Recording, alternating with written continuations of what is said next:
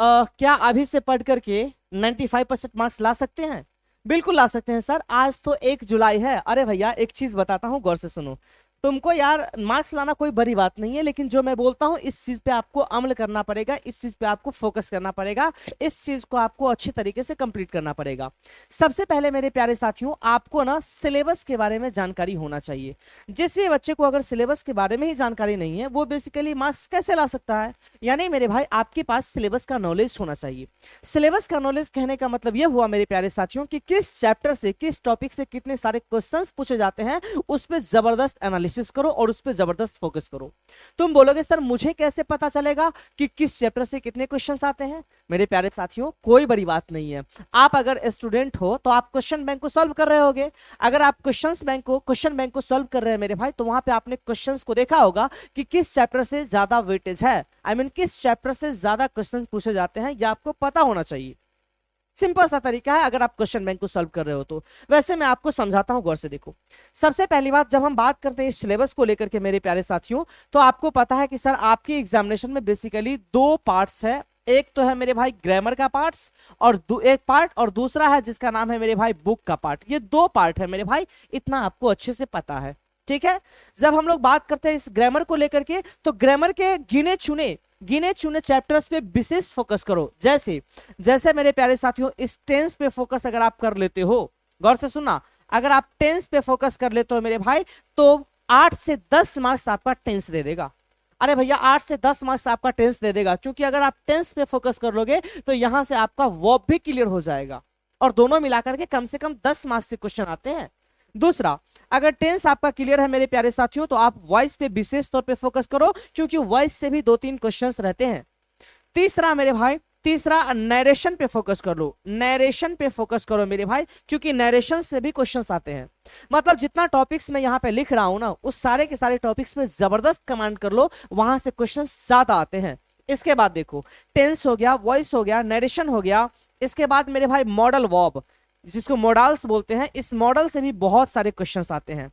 चौथा मेरे प्यारे साथियों, चौथा आप सबको पता है, जिसको अब अवॉइड भी कर सकते हो, जिसको अब आप अवॉइड कर सकते हो, जैसे प्रोनाउन आप अच्छे तरीके से कंप्लीट कर लो। लेकिन एक चीज बता दे आपको, इस प्रोनाउन में केवल आप 2 टॉपिक को कवर कर लोगे ना, तो आपका काम हो जाएगा। पता है वो 2 टॉपिक कौन है? एक तो मेरे भाई आप रिफ्लेक्सिव प्रोनाउन को कवर कर लो, कैसे भी रिफ्लेक्सिव प्रोनाउन को, क्योंकि रिफ्लेक्सिव प्रोनाउन से क्वेश्चंस आते हैं और बहुत इजी क्वेश्चन होते हैं। और दूसरा मेरे भाई, और दूसरा जो है उसका नाम है मेरे भाई रिलेटिव प्रोनाउन। रिलेटिव प्रोनाउन, यानी इस 2 टॉपिक पे, इस प्रोनाउन में आप, इस प्रोनाउन टॉपिक का भी एक सब टॉपिक है जिसका नाम है रिफ्लेक्सिव प्रोनाउन और रिलेटिव प्रोनाउन। इस दोनों पे अगर आप जिक्र कर लेते हो तो यहां से भी क्वेश्चंस आते हैं। अच्छा, इसके बाद और सारे क्वेश्चंस है मेरे भाई, और सारे क्वेश्चंस है। देखो, जब भी हम लोग बात करते हैं इन सब चीज को लेकर के, तो कम से कम अभी तक आपका इतना सिलेबस कंप्लीट होना ही चाहिए, एटलीस्ट इतना कंप्लीट होना चाहिए मेरे भाई, ठीक है। और एक जो जबरदस्त टॉपिक है जिसका नाम है subject verb agreement, subject verb agreement, इस पे भी आपका जबरदस्त कमांड होना चाहिए। कम से कम मेरे प्यारे साथियों इतने टॉपिक पे आपका जबरदस्त कमांड होना ही चाहिए किसी भी कीमत पे, क्योंकि आप सब लोग अच्छे तरीके से जानते हो मेरे भाई, बहुत अच्छे से जानते हो कि सर ग्रामर का जो पार्ट है ना, वो बेसिकली 60 मार्क्स के क्वेश्चंस आते हैं, 60 मार्क्स। तो कम से कम इतना चीज अब तक आपका कंप्लीट हो जाना चाहिए। कंप्लीट हो गया होगा मेरे हिसाब से, ठीक है। अगर नहीं हुआ मेरे भाई, तो एटलीस्ट इतना चीज आप कवर करो कैसे भी, ये आपका बेस है, इतना चीज कवर होना ही चाहिए। बात समझ में आ रही है? इसके बाद जब हम बात करते हैं इस बुक को लेकर के मेरे भाई, तो आपको पता है कि आपके एग्जामिनेशन में, आपके सिलेबस में 2 बुक्स है। एक का नाम है मेरे भाई रेनबो, और दूसरा जो है मेरे प्यारे साथियों उसका नाम है स्टोरी ऑफ इंग्लिश, ठीक है। क्लियर है मेरे भाई? जब हम बात करते हैं रेनबो को लेकर के मेरे प्यारे साथियों, तो आपको पता है, गौर से सुनो, इस बुक से भी अलग अलग टाइप के क्वेश्चंस आते हैं। यहां मेरे भाई ऑब्जेक्टिव क्वेश्चंस भी रहते हैं और सब्जेक्टिव क्वेश्चंस भी रहते हैं, यानी दोनों चीज इसी में है। देखो, सब्जेक्टिव की संख्या 50 मार्क्स के क्वेश्चन रहेंगे, वो सारा का सारा बुक से रहेगा।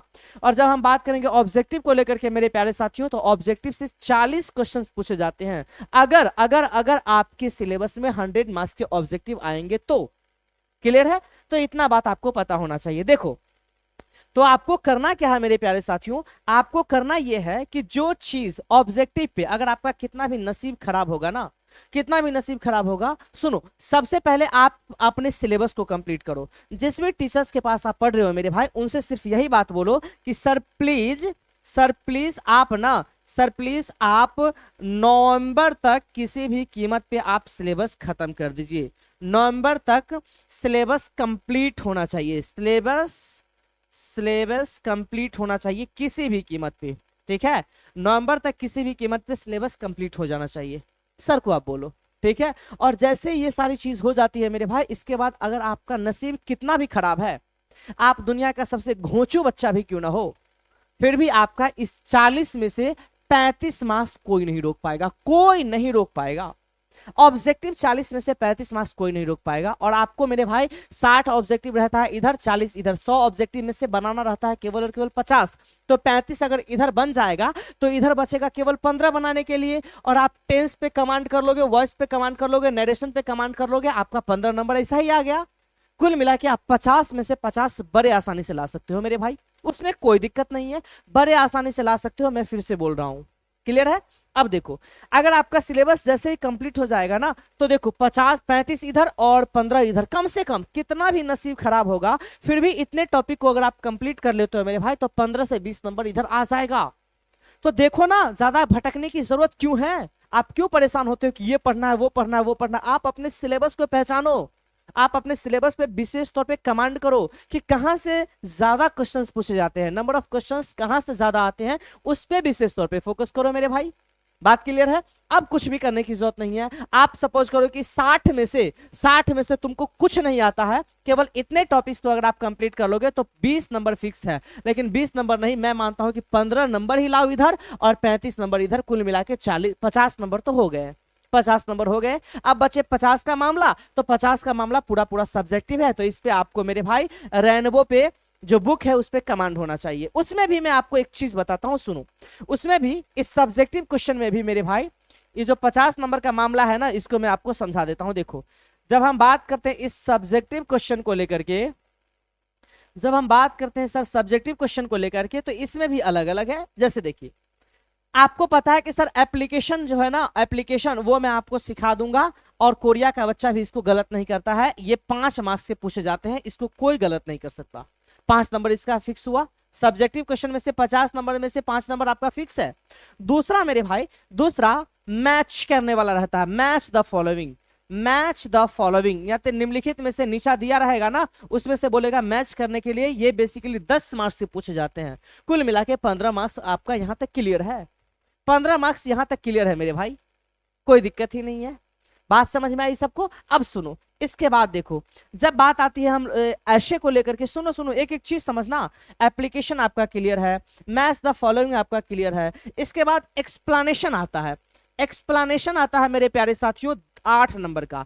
5 नंबर आता है, सॉरी 4 मार्क्स आता है कहां से, तो 4 मार्क्स का आता है मेरे भाई पोइट्री सेक्शन से, पोइट्री सेक्शन से। और यही एक और 4 मार्क्स के क्वेश्चन आते हैं मेरे भाई, वो बेसिकली आते हैं प्रोज सेक्शन से। तो कुल मिला के ये जो एक्सप्लेनेशन का 8 मार्क्स है, 8 मार्क्स है मेरे प्यारे साथियों, इसको मैं इस तरीके से आपको करा दूंगा ना कि आप जिंदगी में कभी नहीं भूलोगे, कभी नहीं भूलोगे। और ये 8 मार्क्स आपका फिक्स हो जाता है, ये फिक्स हो जाता है मेरे भाई। तो देखो 10 5 15 और 15 8 23, 23 मार्क्स आपका क्लियर है, 23 मार्क्स आपका क्लियर है। इसके बाद आपका फोकस कहां होना चाहिए मेरे भाई, गौर से सुनो। इसके बाद आपका फोकस होना चाहिए, आपका फोकस होना चाहिए मेरे भाई ऐसे पे। आपको एक चीज बता दूं, ये जो ऐसे है ना मेरे भाई, वो आपके एग्जामिनेशन में 8 मार्क्स के पूछे जाते हैं, 8 मार्क्स के। और मैं आपको बताता हूं मेरे भाई, जिस टाइम पे आपका एक बैच निकलेगा, उस बैच का नाम रहेगा गेम चेंजर। उसमें बेसिकली वही ऐसे में कराऊंगा, वही ऐसे में दूंगा मेरे भाई, जहां से आपका 8 नंबर फिक्स है, उसको कोई नहीं रोक सकता। जो चीज मैं दे दूंगा मेरे भाई, वहीं से क्वेश्चंस आएंगे, मिस आएंगे, इस बात का मैं गारंटी देता हूं। बात समझ में आ रही सबको। तो देखो ना किस तरीके से मार्क्स आ रहे हैं, तो देखो। इसके बाद शॉर्ट क्वेश्चन। अच्छा, एक चीज और बताते हैं, जब हम बात करते हैं इस शॉर्ट क्वेश्चन को लेकर के, गौर से सुनना, शॉर्ट क्वेश्चंस को लेकर के, तो सुन मेरे भाई, ये जो शॉर्ट क्वेश्चंस है ना, ये बेसिकली 10 मार्क्स के आते हैं। 5 क्वेश्चन बनाना रहता है, 10 क्वेश्चन रहेगा, उसमें से 5 क्वेश्चन बनाना है। हर एक क्वेश्चन के पास 2 मार्क्स रहेंगे, तो 5 क्वेश्चन बनाओगे तो आपको 10 मार्क्स मिलेगा। तो यहां से भी मेरे प्यारे साथियों आपको 10 मार्क्स मिलने ही वाला है, उसको कोई नहीं टाल सकता। अब देखो 5 10 15, 15 8 23, 23 और 8 कितना हुआ मेरे भाई 31, और 31 और 10 कितना हुआ, आप बोलोगे सर 41, यानी 41 नंबर इधर हो गया, 41 इधर हो गया, और उधर कितना था 50, 50 और 41 कितना हुआ मेरे प्यारे साथियों, तो आप बोलोगे सर 50 और 41 हुआ कितना, तो 91। अब एक चीज और, एक और क्वेश्चन पूछा जाता है, लास्ट वाला क्वेश्चन रहता है पैसेज, और ये जो पैसेज है ना मेरे प्यारे साथियों, ये हर कोई सॉल्व कर सकता है। इसका इतना इजी ट्रिक मैं आपको प्रोवाइड करूंगा ना कि हर कोई बना लेगा। ये भी आपके 4 मार्क्स के पूछे जाएंगे, 4 मार्क्स के, 4 मार्क्स के, यानी मेरे भाई अगर इसमें मैं 4 को जोड़ दूं तो आपका 95 मार्क्स तो ये मेरे पे छोड़ दो, ये मेरे पे छोड़ दो, कैसे भी आ जाएगा। लेकिन हाँ, इसके लिए आपको रेगुलर बेसिस पे मुझे फॉलो करना पड़ेगा। अगर इन सारी की सारी चीज को जिस तरीके से मैं बताया हूं कि सबसे पहले आप अपना सिलेबस कंप्लीट करो, सिलेबस को जानो कि कहां से नंबर ऑफ क्वेश्चंस ज्यादा आते हैं, उस पर अटैक करो, और वो भी जबरदस्त तरीके से अटैक करो मेरे भाई। और मैं एक चीज बताऊं, जितना चीज मैं बता दिया हूं ना, उसमें 1 मार्क्स नहीं कटने वाला है आपका, सिंगल मार्क्स नहीं कटेगा मेरे भाई, ये सच है।